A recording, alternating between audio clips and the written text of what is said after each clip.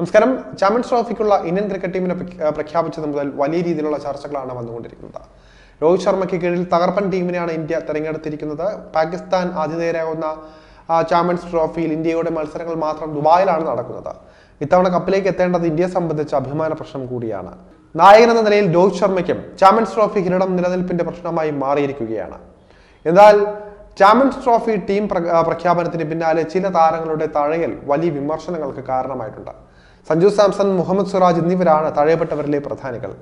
ഇവർ തഴയപ്പെടാൻ കാരണം നായകൻ എന്ന നിലയിലെ രോഹിത് ശർമ്മയുടെ തീരുമാനമാണ്. സഞ്ജു സാംസൺ ഒതുക്കപ്പെടാൻ കാരണം രോഹിത് എന്ന റിപ്പോർട്ടുകൾ പല രീതിയിൽ വരുന്നുണ്ട് പുറത്ത്. പരിശീലകൻ ഗൗതം ഗംഭീർ സഞ്ജു സാംസൺ ടീമിൽ വേണമെന്നാണ് ആവശ്യപ്പെട്ടത്.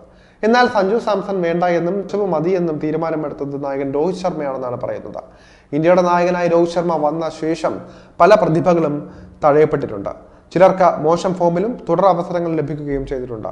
ഇത് ആരൊക്കെയാണെന്നാണ് ഈ ഘട്ടത്തിൽ പരിശോധിക്കുന്നത്. വിരാട് കോഹ്ലി നായകനായിരിക്കെ സഞ്ജു സാംസന് ഭേദപ്പെട്ട നിലയിൽ അവസരങ്ങൾ ലഭിച്ചിരുന്നു. എന്നാൽ സഞ്ജു സാംസനെ പിന്തുണച്ചിരുന്നില്ല. ഋഷഭ് പന്തിന് പകരം ഫോമിലും തുടർ അവസരങ്ങൾ നൽകിയപ്പോൾ സഞ്ജു സാംസൺ ഒതുക്കപ്പെട്ടു. ഗൗതം ഗംഭീർ പരിശീലകനായും സൂര്യകുമാർ യാദവ് T20 ക്യാപ്റ്റനായും എത്തിയപ്പോൾ സഞ്ജുവിന് T20യിൽ അവസരങ്ങൾ ലഭിക്കുന്നുണ്ട്. എന്നാൽ ഏകദിന ടീമിൽ നിന്ന് സഞ്ജു പുറത്ത് നിൽക്കാൻ കാരണം രോഹിത് ശർമ്മയാണെന്ന് നിസ്സംശയം പറയാം. സ്വിംഗ് പേസ് കൊണ്ട് വിസ്മയിപ്പിക്കുന്ന താരമാണ് ഭുവനേശ്വർ കുമാർ. ന്യൂ ബോളിൽ മികവ് കാട്ടുന്ന ഭുവനേശ്വർ ഇപ്പോൾ IPL മാത്രമായി ഒതുങ്ങിയിരിക്കുകയാണ്. ഇതിന് കാരണം രോഹിത് ശർമ്മയാണെന്ന് പറയാം. പരിക്കേറ്റ ഇടവേള എടുക്കേണ്ടി വന്നതിന് ശേഷം ഭുവനേശ്വർ കുമാർ ഇന്ത്യൻ ടീമിലേക്ക് തിരിച്ചു വരാൻ അവസരം ലഭിച്ചിട്ടില്ല. ജസ്പ്രീത് ബുംറ അതുപോലെ തന്നെ ഭുവനേശ്വർ കുമാർ കൂട്ടുകെട്ട് ഒരു കാലത്ത് എതിർ ടീമുകളുടെ പേടി സ്വപ്നമായിരുന്നു.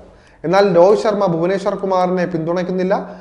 ശിഖർ ധവാനെയും കൈവിട്ടിരിക്കുകയാണ് ഈ ഒരു ഘട്ടത്തിൽ. മോശം ഫോമാണെന്നും സ്ട്രൈക്ക് റേറ്റ് മോശമാണെന്നും പറഞ്ഞാണ് ഇന്ത്യ ശിഖറിനെ കൈവിട്ടിരിക്കുന്നത്.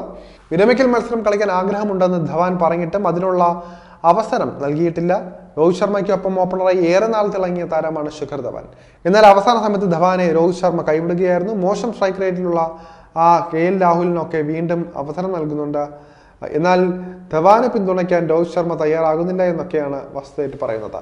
ഇന്ത്യയുടെ സൂപ്പർ സ്പിന്നറായ യുസ്വേന്ദ്ര ചഹാലിന്റെ പേരും ഈ ലിസ്റ്റിൽ വരുന്നുണ്ട്. T20യിൽ ഇന്ത്യക്കായി കൂടുതൽ വിക്കറ്റ് നേടിയ ചഹൽ IPL തകർപ്പൻ പ്രകടനങ്ങളോടെ കസറുകയാണ്. എന്നാൽ ചഹലിനെ രോഹിത് ശർമ്മ പിന്തുണച്ചില്ല.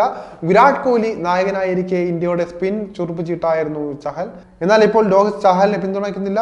ഒരു ഫോർമാറ്റിലും ഇന്ത്യൻ ടീമിൽ സ്ഥാനമില്ലാത്ത വിധം ചഹൽ തഴയപ്പെട്ടിരിക്കുകയാണ് എന്നൊക്കെയാണ് പറയുന്നത്.